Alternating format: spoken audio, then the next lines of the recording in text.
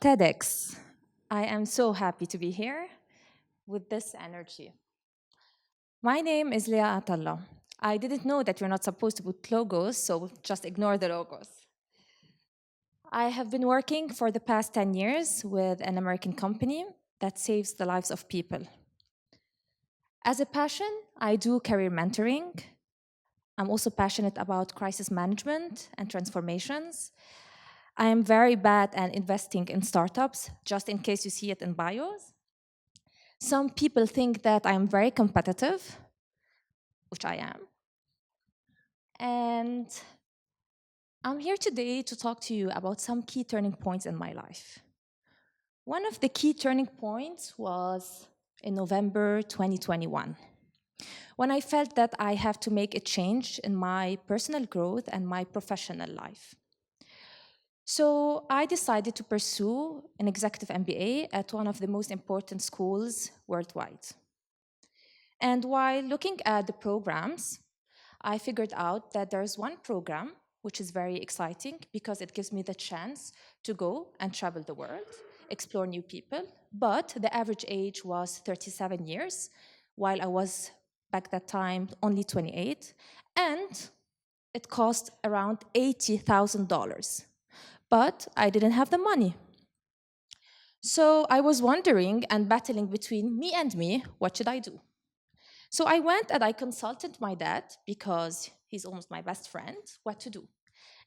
I had just 1 month before the deadline, and he advised me to go and apply whatever it is. So I went just 1 month before the deadline and I applied. I asked for it in front of a judge, serious judge.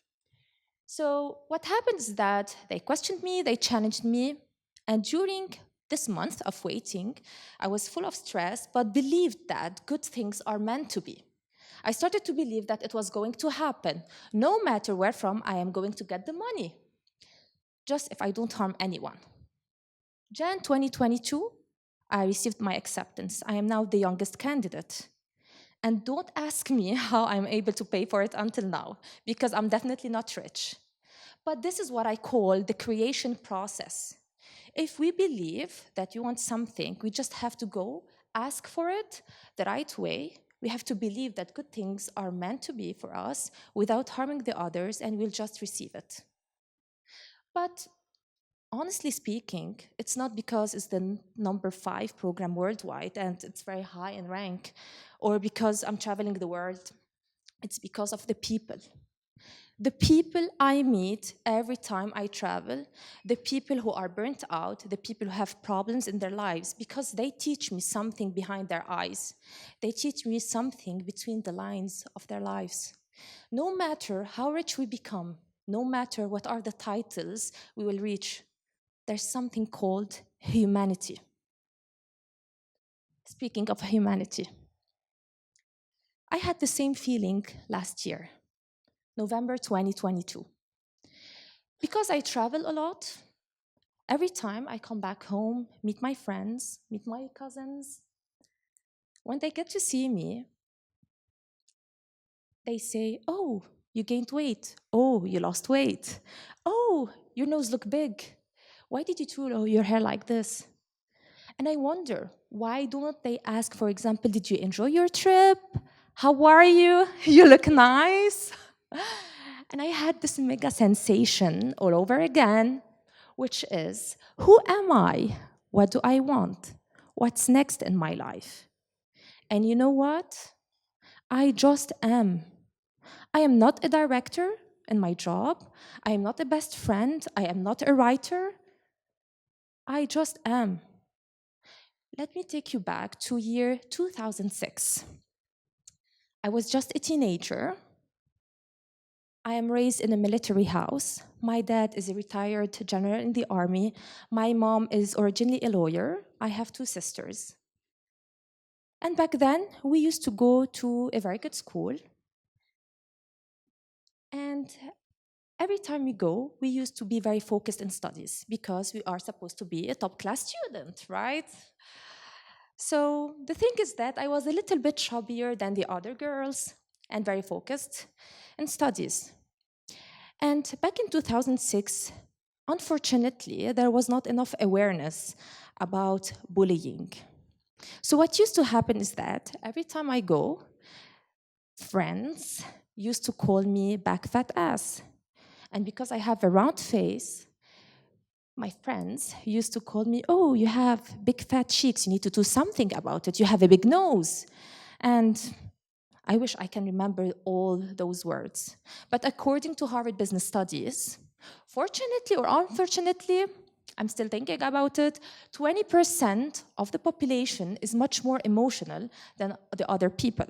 So technically speaking, I was the most emotional person in our family.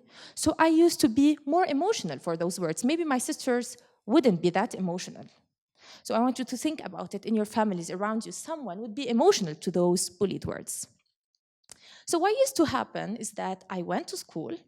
I used to spend my time in toilets. I was emotionally abused by words. And I used to come back home looking at the mirror and didn't see myself fitting enough around my friends, my family, the society. It wasn't perfect in my eyes. So you know what I did? I started to punish myself by depriving my mind, my body, my soul from food. And this is how I become anorexic. Anorexia nervosa, oh my God, I'm looking at my mom. She doesn't want to recall those memories. Anorexia nervosa is not actually just any eating disorder where you deprive yourself from food. From someone who has suffered this for 12 years, it's when you look at yourself in the mirror because you were bullied, you were abused emotionally, physically, and you don't see yourself perfect for anyone, especially for yourself. You just want to get rid of your life. And God knows for what reasons.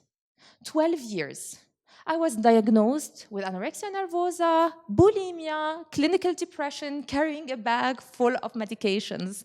My dad was taking me from one doctor to the other until I was almost hospitalized until death. Until the age of 26.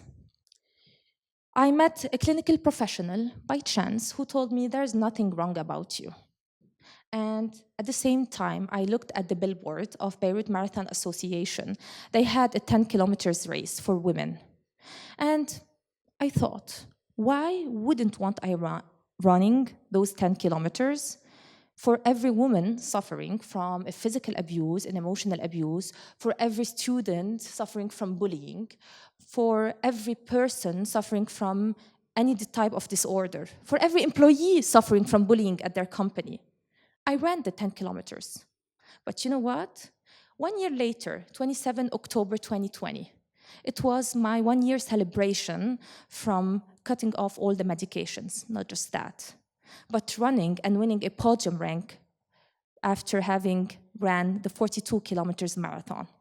Because I took the decision to look at the mirror and say to myself, I have a bank account full of positive thoughts that can overcome any challenge. This is called the Resilience Bank Account. You can find it on Google. What I did is that I paused with my body and I asked, what do you want? My body said, they want food. It wants sleep. It wants the right exercise. And when I questioned my body, I paused.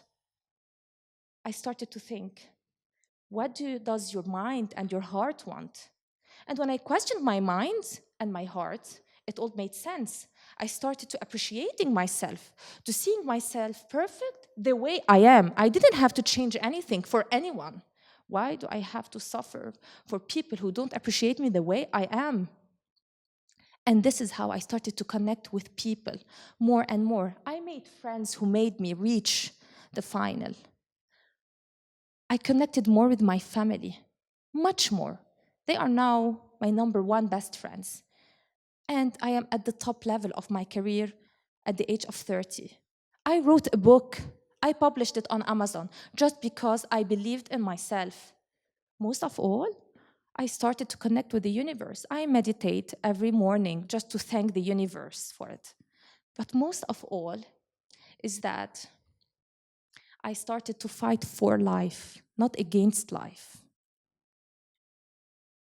I'm telling you those two key turning points because I want you to take with you two important messages. My number one message is that no matter what the world is doing, AI, OI, which is my number one thing now, is that we humans have the power of mind. If we want to create our life, we have the power to visualize it and to do it. You have this opportunity to make a change in your life. But there's something that you are missing, which is that our mind and our hearts are connected, even this according to science. Did you also know that love is our greatest emotion? This is also according to science. I will do with you a quick exercise. Close your eyes now, please. When was the last time you thanked someone? You can open it. Do you remember you thanked someone for just being in your life? For just being in your life? That would be amazing because some people forget about it. Did you know that Einstein used to thank his people 10 times every day in advance before receiving something? And some people forget that this is science. According to science, great thinkers used to believe that the law of love is the law of attraction was the most important thing. Like attracts like, love attracts love, money attracts money, evil attracts evil. But we tend to forget about this. This is why I want you to take a message with you, which is the highest frequency of humans, according to science, according to religion, is love. Love, which is here in our heart, connected to our mind, to achieve anything. This is why. Live, laugh, love.